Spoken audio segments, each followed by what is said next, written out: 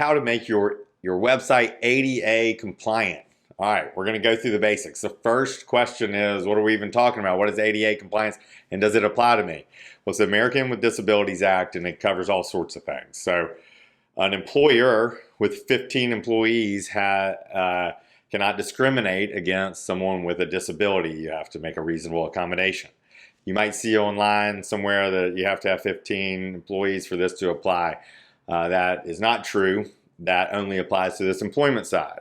What we're talking about is Title III that applies to all businesses, and it means places of public accommodations have to be compliant. So if I'm a restaurant, physical brick and mortar restaurant, then even if I have 2 employees, we have to make it accessible, ADA compliant and accessible. The question is a website a place of public accommodation? Well, your courts throughout the country do not agree on whether it is or not. For a while, it seemed to be as though the case law was coming out, and to explain, these are federal courts, so there's many different federal court districts. So there's some in California, some in the Carolinas, and they're broken up throughout the country. So these cases make their way up, and then they rule, and they eventually, one will make it to the Supreme Court, and we will have some certainty. Until then, this is what I've got for you. They keep ruling them different, right? For a while, it was if you had a brick and mortar, you were a website, but you had a place to go into, a physical presence, then you needed to be compliant. And if you didn't, then you didn't have to be compliant. For example, Netflix was found to not be a place of public accommodation. But then in another court, Blue Apron, the grocery delivery service, was found without brick and mortar to be a place of public accommodation. So clear as mud, right?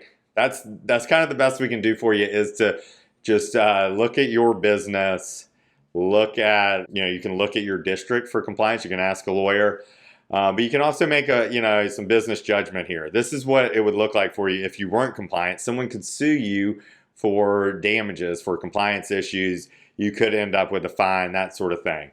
This is not typically, it could, but not typically something that happens to smaller businesses. Netflix has a ton of money, so lawyers and plaintiffs are going to go after Netflix because they know there's money. A business making $30,000 is probably not the target. That doesn't mean you shouldn't do it if your district says you need to, or to do it just to be accessible, and try to make sure that your website is consumable by everyone. But it means you're probably less likely, practicality, to get sued for it. Doesn't mean you can't, but less likely. So here's some of the things you're going to be looking at as you're making your decision. The likelihood of the lawsuit, the desire to be compliant and accessible and consumable for everyone. If what you're looking at is someone, has visual disabilities, they're blind. Well, how do they consume your content? You can have screen readers. You can have Zoom, where you can zoom if someone can still see but needs to zoom in. You can have text for all the images, things that are embedded in the pictures, sort of thing, so that the screen readers can grab them. If someone can't hear that well, you want to be making it so there's multiple contact, or deaf, multiple contact information, so the site can do it, email, that sort of thing, not just a phone call. You want to have closed captioning, that sort of stuff. So you want your website to be very consumable. What I would recommend is you price it out with your web developer and say, how can I make this website ADA compliant? The benefit is you're making it accessible to everyone, particularly if your services are available, to everyone. And then you kind of go from there on how to make it compliant. There's a benefit there because I think Google's going to like it. Disability clients would like it. So I think that it helps with the algorithm, and it could help with business. It ultimately will be a case-by-case decision for you to make as a business owner. I hope that gives you kind of the groundwork. We try really hard on this channel to make sure everything's super clear and give you good, clear direction. Here the safest, clearest one will be to go make it compliant.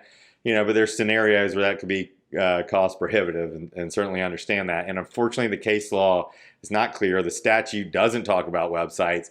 So we're guessing a little bit here. So it's just something to keep an eye on. Make sure you're intentional about it. And I hope this kind of gives you a frame and some ease, at least to know what the landscape of this is and what it would look like. So, go get it quoted, see if it's something you can do. And I hope this helps you understand how to run a compliant and good business. And best of luck to you.